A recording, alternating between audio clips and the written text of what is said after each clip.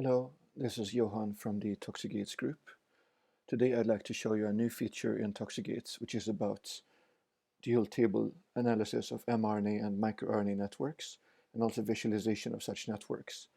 This is a preview release, and the feature is not quite ready for the public yet, and we have more data in preparation, but I'd like to take a moment at this time to show you how to use the feature so you know what's coming ahead. We have been working on this feature for quite a while, and we are quite excited to share it with you. The first thing you have to do to analyze an mRNA-miRNA network is to have appropriate data. So it's not sufficient to work just with OpenTGGates, because OpenTGGates contains no microRNA. So if you use the data button here on the sample groups screen, you can select available datasets. And for this purpose, we're going to select the geo datasets. So this is a small dataset we have imported from the Gene Expression Omnibus, GSE 50559. This is B cells from mice, from transgenic mice. And if you're curious about that study, you can read the paper. We're going to look at here at the moment mRNA and mouse, in vivo and spleen, and single dose. And we're going to have to make two sample groups to see a network, one for mRNA data and one for microRNA data. So I go ahead right now and I define the mRNA group. And there's that. And then next, I change my mRNA selector here to microRNA. And then select the same time point again. TG79 and TG9 are two different transgenic mouse lines, but the data structure is similar. For this one, we use TG79. I select the same time point, there's only one available, and I save this group. And now you have two different groups, and you can see one of them is mRNA type and one is miRNA type. And this gives you all you need to start looking at networks. So with this in place, we go to the View Data screen. And now you get this kind of message, if it's the first time you're doing it, asking you to please select miRNA sources in the Tools menu to enable miRNA-miRNA associations. Okay, so we accept that, and the data is going to load. And you see two tables, but you see nothing on the right-hand side. So on the left will be our mRNA, and on the right will be our microRNA. So as the dialog box said, we use the Tools menu, and we select miRNA sources.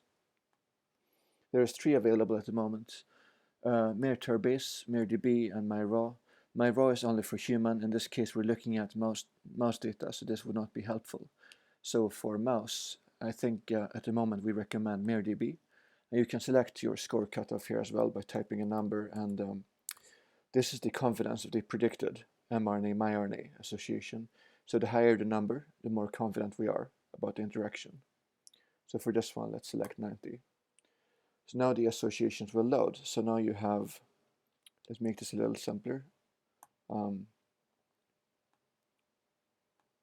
the left-hand side here, we have the mRNA genes and their associated microRNAs. If you mouse over on the microRNA, you can see what's the source of that prediction or that association, and what's the score, what's the confidence level.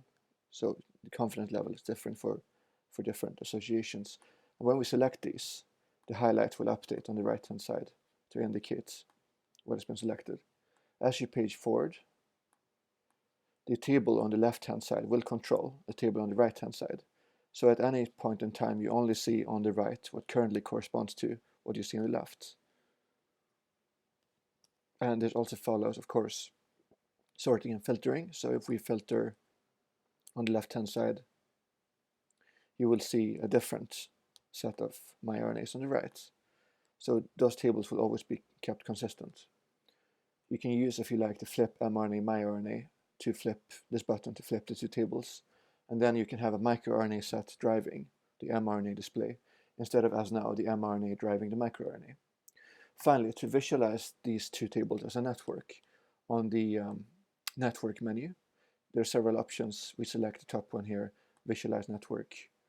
There will be a message saying we've truncated the network because it was too big, because it takes a long time to lay out a large network in the browser. So here's a visualization. We can zoom in and zoom out with the mouse.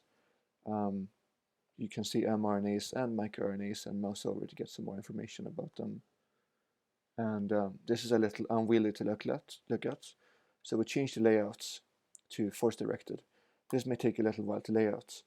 Force directed is maybe the most intuitive layout in most cases, but it takes a while to draw. That's why it's not the default. So we wait a moment for the layout engine to complete.